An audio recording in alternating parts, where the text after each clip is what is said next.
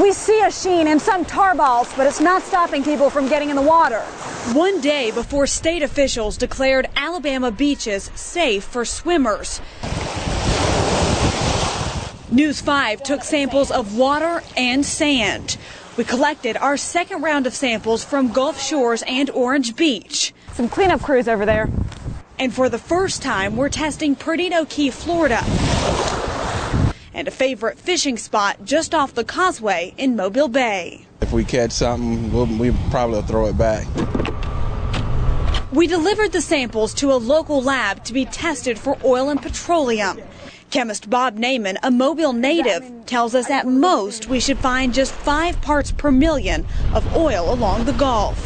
Our first 2 samples, I'd be very surprised if we found something here. Water from Perdido Key, Florida, and water from the shoreline at Mobile Bay came back with less than 1 part per million of oil. This is Gulf Shores. Water at Gulf Shores and Orange Beach also came back better than when we tested 2 weeks ago, with Gulf Shores water showing just 2 parts per million, and Orange Beach with 12 parts per million. Get your feet right here. Oh, God. But it didn't take long for us to figure out where the oil is hiding. It's all in the sand. Our tests show these beachgoers are sinking their feet in 57 parts per million of oil. Hey, what's your name? And a family visiting from Arkansas played in a puddle with even more oil. 142 parts per million. It's tempting to get in when it's this hot, isn't it? The most oil discovered in all of our tests was found right where you'd step if you went for a quick dip. Sand just under the surf at Orange Beach contained 229 parts per million.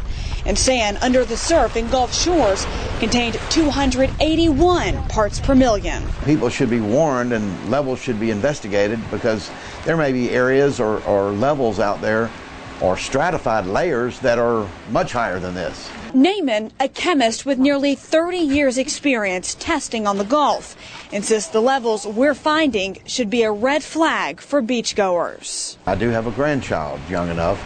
Would I let her play in the sand and dig in the sand? No.